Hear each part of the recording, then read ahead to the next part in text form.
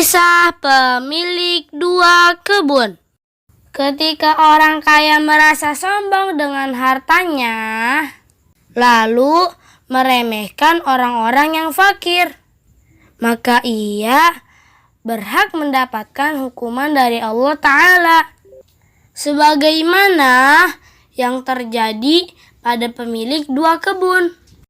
Allah telah mengaruniakan kepadanya dua kebun yang indah. Di dalamnya terdapat anggur-anggur yang dikelilingi oleh pepohonan kurma, dan sungai-sungai mengalir di sekitarnya. Aneka ragam tanaman dan buah-buahannya terlihat sangat indah. Namun, ia kufur kepada Allah dan mengingkari karunia-Nya, serta berbangga dengan harta dan anaknya di hadapan temannya yang fakir. Allah Ta'ala berfirman, وَكَانَ لَهُ ثَمَرٌ فَقَالَ لِصَاحِبِهِ وَهُوَ يُحَاوِرُهُ أَنَا أَكْثَرُ مِنكَ مَالًا وَأَعَزُّ نَفَرًا. Dan dia memiliki kekayaan yang besar. Maka dia berkata kepada temannya yang beriman ketika bercakap-cakap dengan dia, "Hartaku lebih banyak daripada hartamu dan pengikutku lebih kuat." Quran Surat Al-Kahfi ayat 34. Ia semakin terlena dan mengira bahwa kedua kebunnya tidak akan hancur selamanya.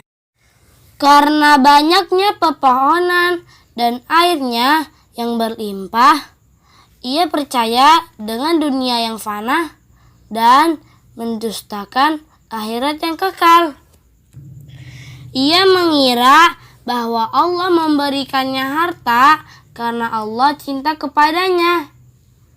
Ia berkata, وَمَا أَظُنُّ السَّاعَةَ قَائِمَةً وَلَئِن رُّدِدتُّ إِلَى رَبِّي لَأَجِدَنَّ خَيْرًا مِّنْهَا مُنقَلَبًا. Dan aku kira hari kiamat itu tidak akan datang. Dan sekiranya aku dikembalikan kepada Tuhanku, pasti aku akan mendapatkan tempat kembali yang lebih baik daripada ini. Surat Al-Kahfi ayat 36. Padahal harta bukanlah tanda kecintaan Allah kepada hambanya. Allah Ta'ala berfirman, أيحسبون أنما نمدهم به من مال وبنين نسارع لهم في الخيرات بل لا يشعرون. Apakah mereka mengira bahwa kami memberikan harta dan anak-anak kepada mereka itu? Berarti bahwa kami segera memberikan kebaikan-kebaikan kepada mereka. Tidak, tetapi mereka tidak menyadari. Quran Surat Al-Mu'minun ayat 55 sampai 56.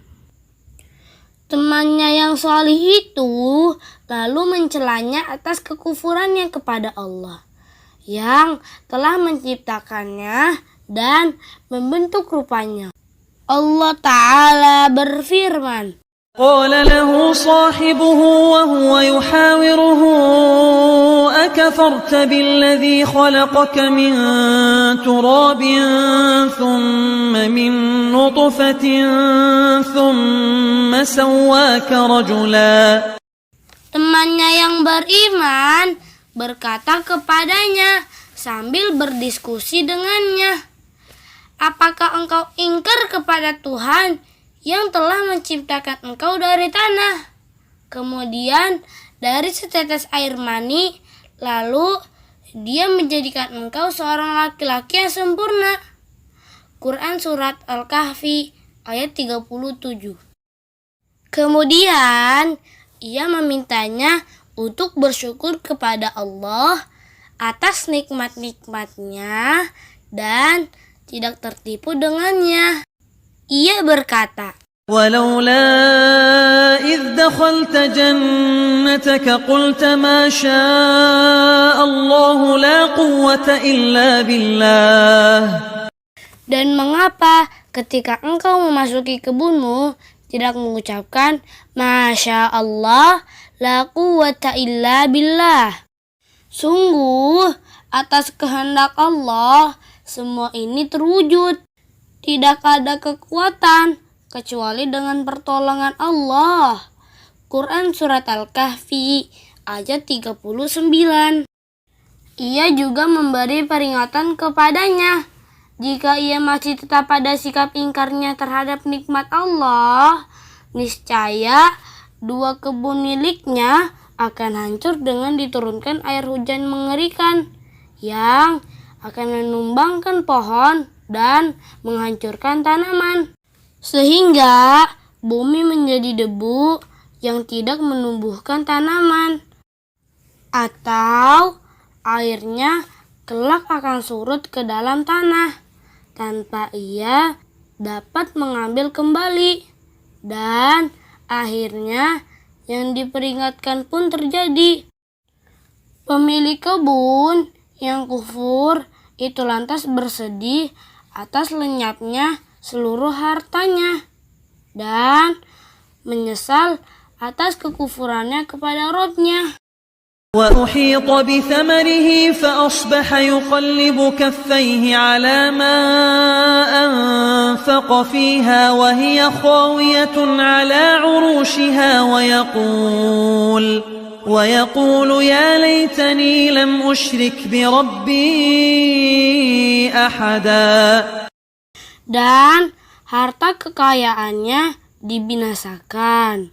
Lalu dia membolak-balikan kedua telapak tangannya sebagai tanda menyesal terhadap apa yang telah dia belanjakan untuk itu.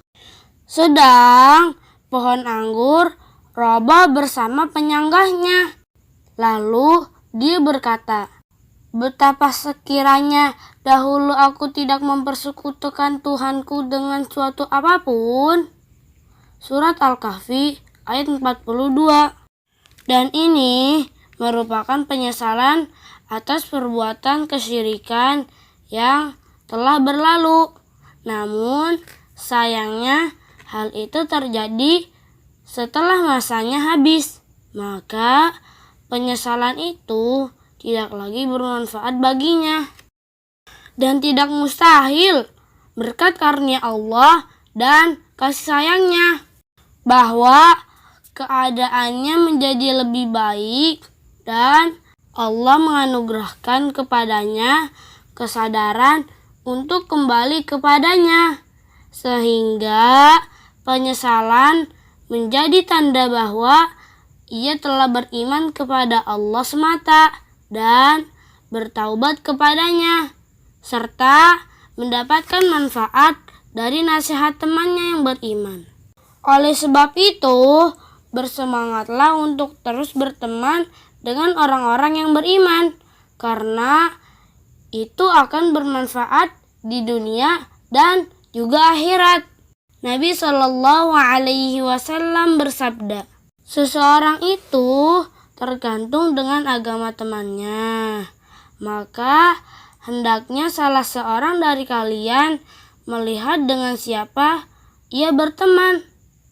Hadis riwayat Abu Daud dan Tirmidzi dan dihasankan oleh Syekh Al-Albani di dalam kitab Shahihil Jami'.